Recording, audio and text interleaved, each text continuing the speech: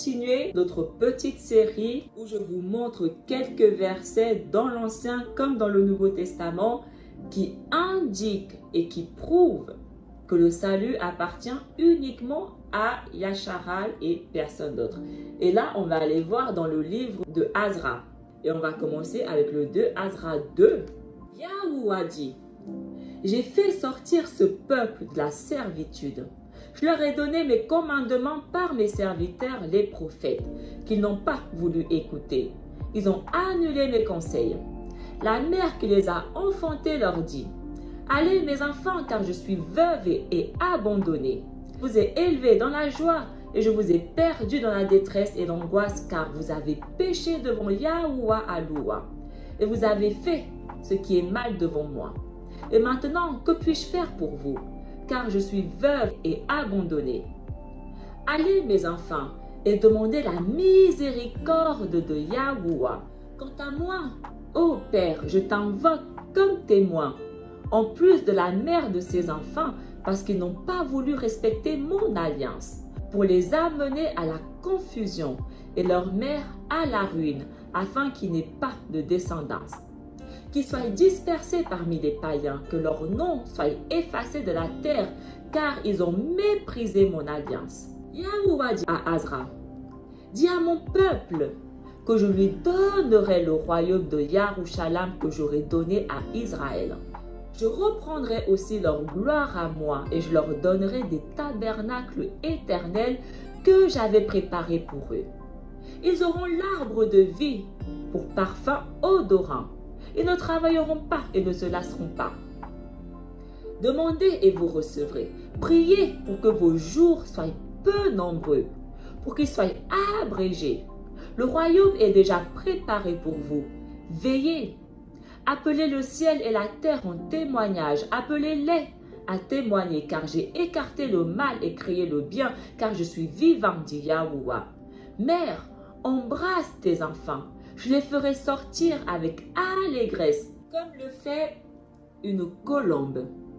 Affermis leurs pieds, car je t'ai choisi, dit Yahouah. Je relèverai de leur place ceux qui sont morts, et je leur ferai sortir de leur tombeau, car je reconnais en eux mon nom. N'aie pas peur, mère d'enfant, car je t'ai choisi, dit Yahouah. Magnifique. Donc on voit que Yasharal porte le nom de Yahouah, tout comme Yahusha portait le nom de Yahouah. Il dit ici: le royaume est déjà préparé pour eux, il n'y a plus qu'à veiller. Matthieu 24, le verset 22, Yahusha il dit: si ces jours n'étaient abrégés, personne ne serait sauvé.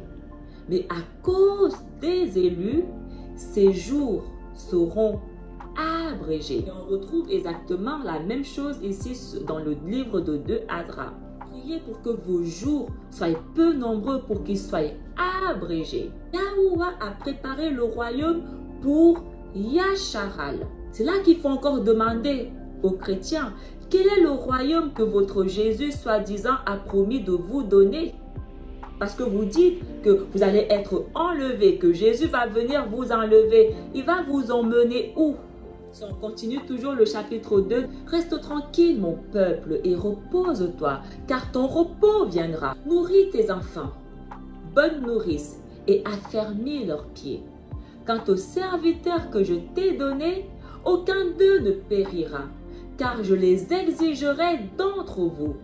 Ne t'inquiète pas, car quand viendra le jour de la souffrance et de l'angoisse, les autres pleureront et seront dans l'angoisse. Mais toi, tu te réjouiras et tu auras l'abondance.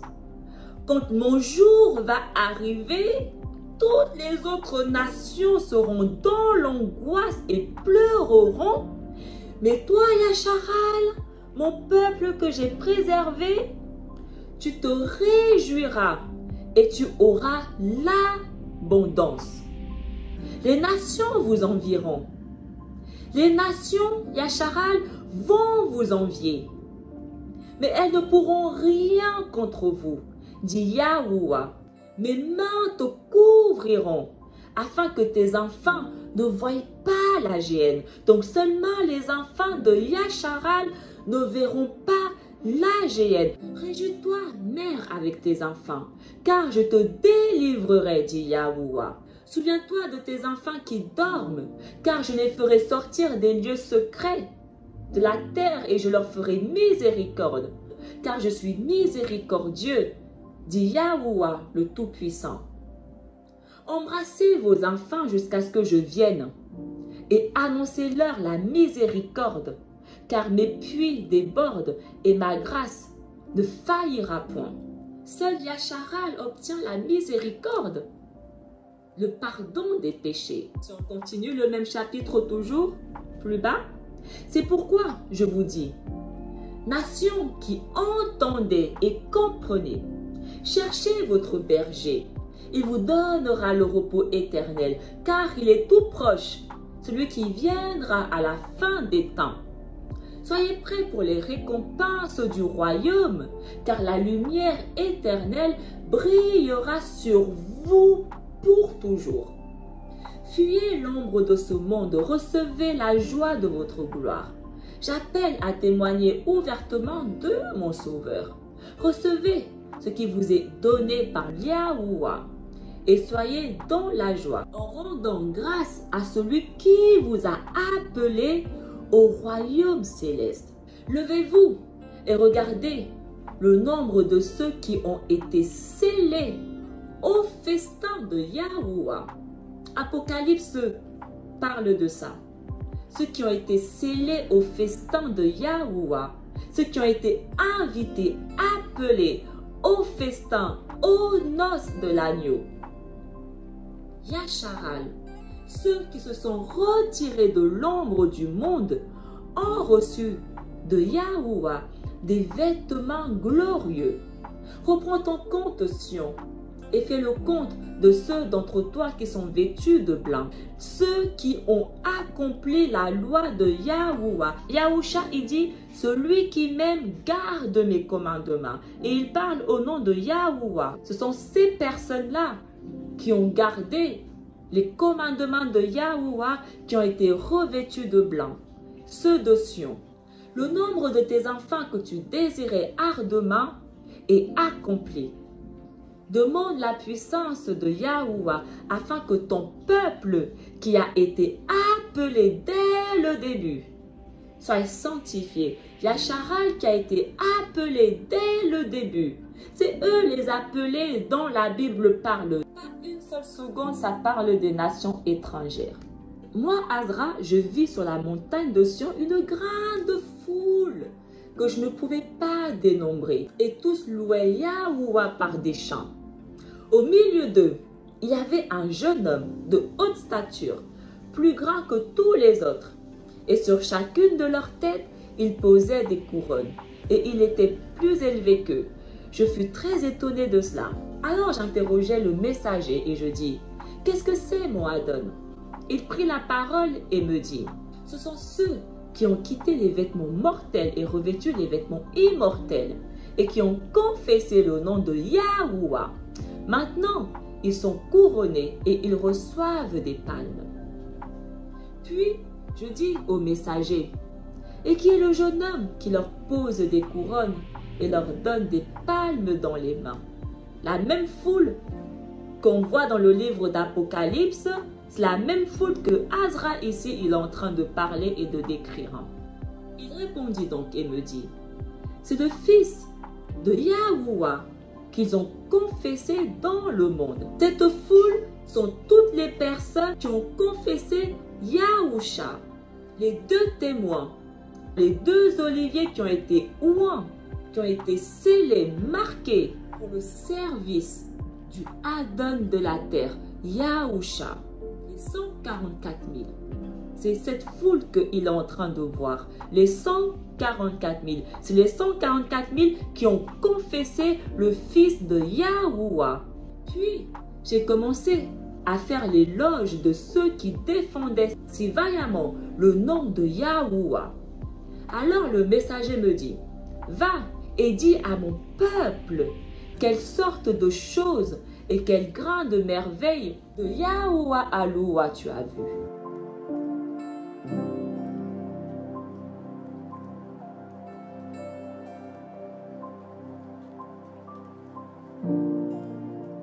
Chapitre 3, versets 12 à 16.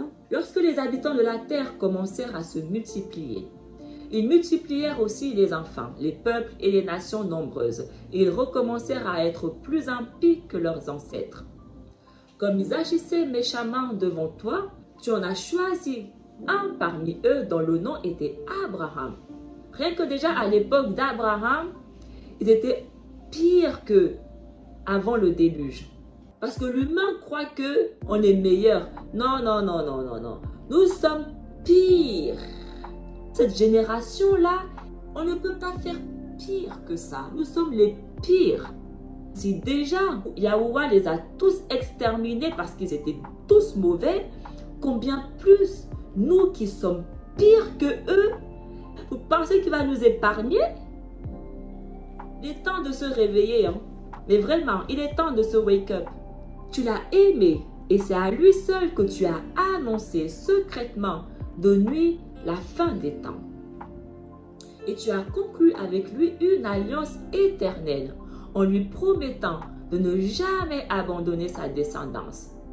Il a promis à Abraham de ne jamais abandonner sa descendance. À lui, tu lui as donné Isaac et à Isaac, tu as donné Jacob et Ésaü. Tu t'es réservé Jacob, mais tu as rejeté Ésaü. Jacob devint une grande multitude. Si on lit plus bas, toujours le même chapitre, le verset 19. Ta gloire a franchi 4 portes. Celle du feu, celle du tremblement de terre, celle du vent et celle de la glace, pour donner la loi aux descendants de Jacob et le commandement aux descendants de Yasharal. Yahuwah a donné la vie uniquement à Yasharal. Les lois représentent la vie. Chapitre 5, le verset 23 à 27. Je dis, Alloua, souverain, de toutes les forêts de la terre et de tous ses arbres, tu as choisi une vigne pour toi. De toutes les terres du monde, tu t'es choisi un pays. De toutes les fleurs du monde, tu t'es choisi un lys. De toutes les profondeurs de la mer, tu as rempli un seul fleuve pour toi. De toutes les villes construites, tu as consacré Sion pour toi. De tous les oiseaux qui ont été créés, tu t'es choisi une colombe. De tout le bétail qui a été créé, tu t'es procuré une brebis. Parmi toutes les multitudes de peuples, tu t'es procuré un seul peuple. À ce peuple que tu as aimé, tu as donné une loi qui est approuvée par tous. La loi a été donnée à un seul peuple, Yasharal. Donc s'il n'y a que Yasharal à qui Yahuwah a donné la loi, ça signifie qu'il n'y a que Yasharal qui peut vivre pour l'éternité. Si Yahuwah avait voulu que toutes les nations qu'il a créées vivent pour l'éternité, il aurait donné la loi à toutes les nations, pas seulement à Yasharal. Chapitre 6, versets 7 à 10. Je répondis alors, quelle sera la division des temps? Ou bien, quand sera la fin du premier et le commencement du second âge? Il me dit, d'Abraham à Isaac, parce que Jacob et Ésaü lui sont nés, parce que la main de Jacob a tenu le talon d'Ésaü dès le commencement. Car Ésaü est la fin de ce siècle, et Jacob est le commencement de celui qui suivra. Le commencement d'un homme, c'est sa main, et la fin d'un homme, c'est son talon. Ne cherche rien d'autre entre le talon et la main, Azra. Donc Yahuwah, il nous dit que Ésaü est la fin de ce siècle et Jacob est le commencement de celui qui suivra. C'est pour ça que le livre d'Apocalypse dit que dans le après-millénium, aucun étranger ne pourra s'approcher près de Yahuwah. Parce que le nouveau monde que Yahuwah va créer va commencer uniquement avec Jacob.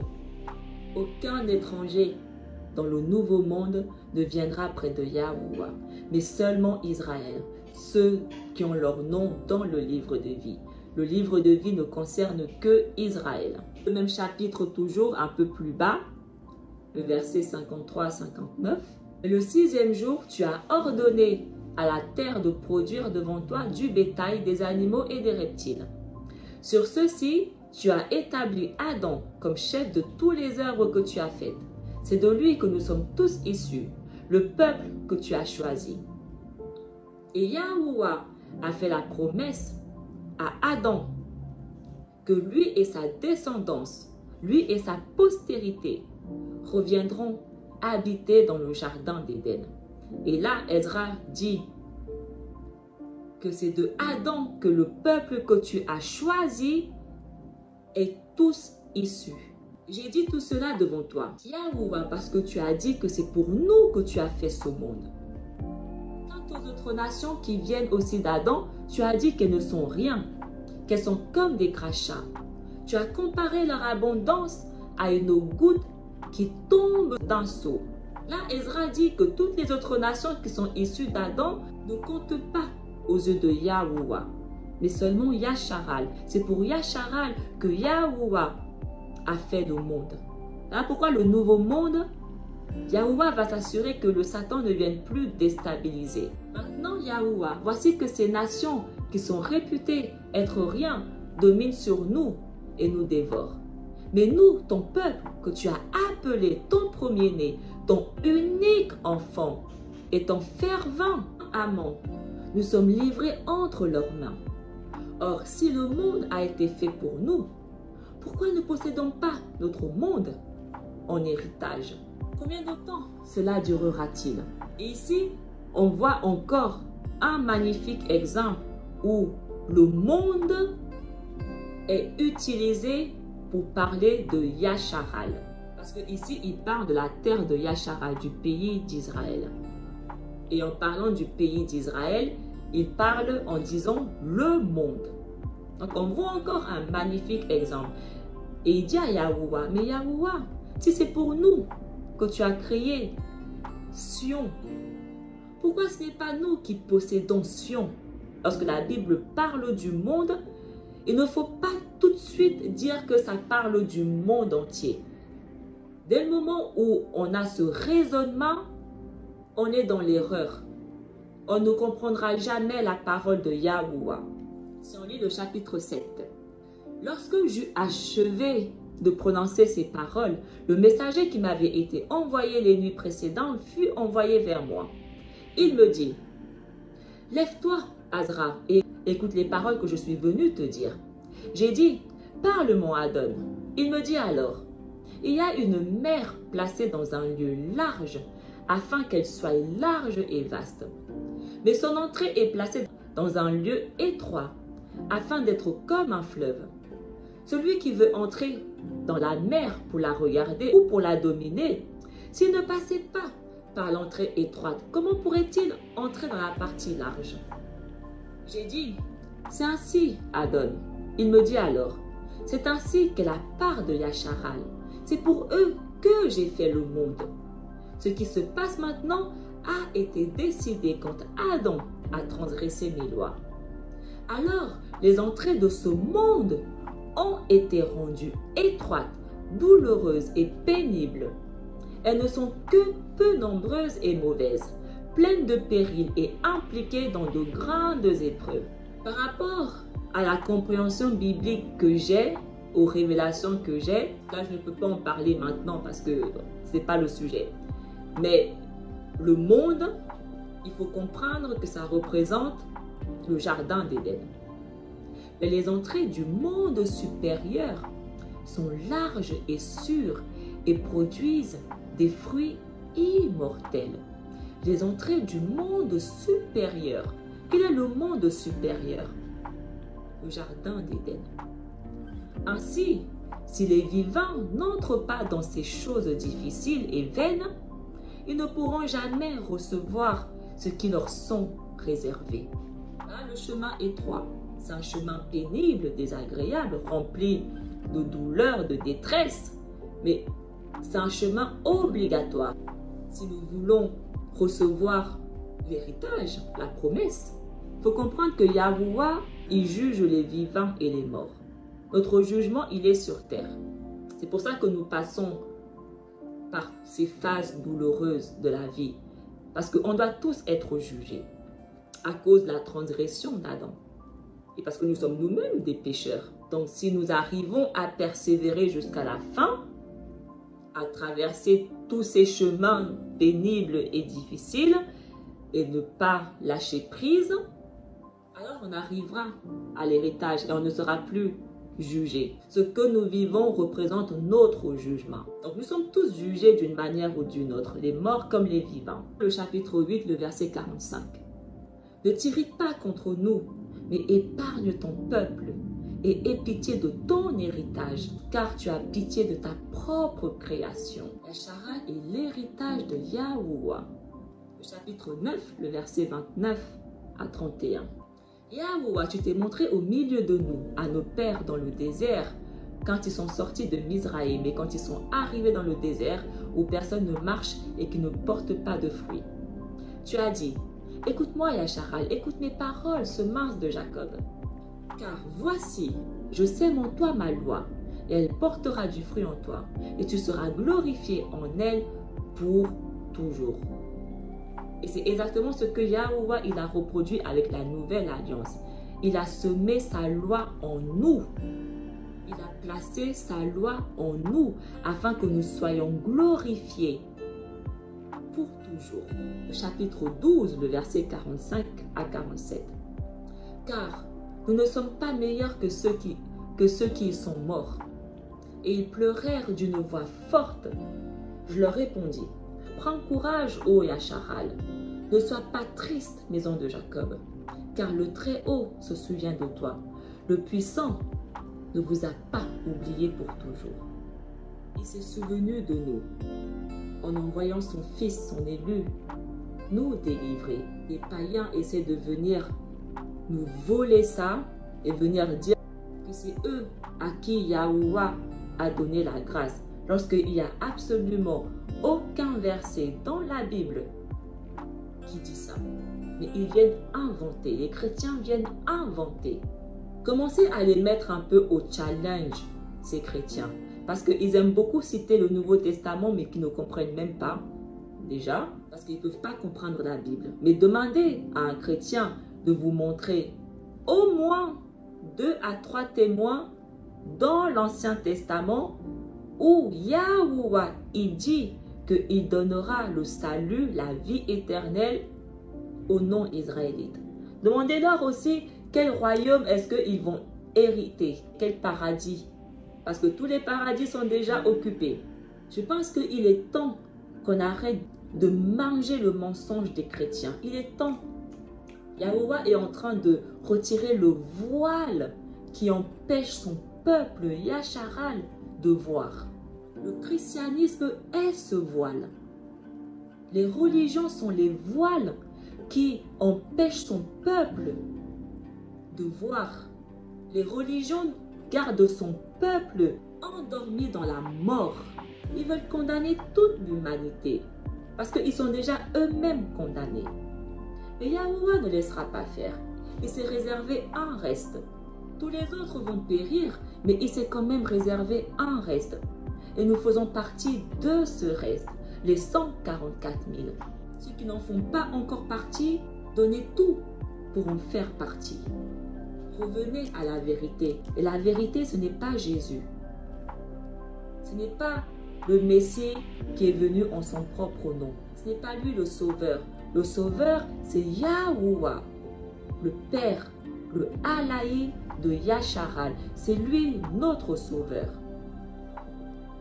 C'est lui que nous devons invoquer. C'est vers lui que nous devons nous retourner, revenir. Yahuwah.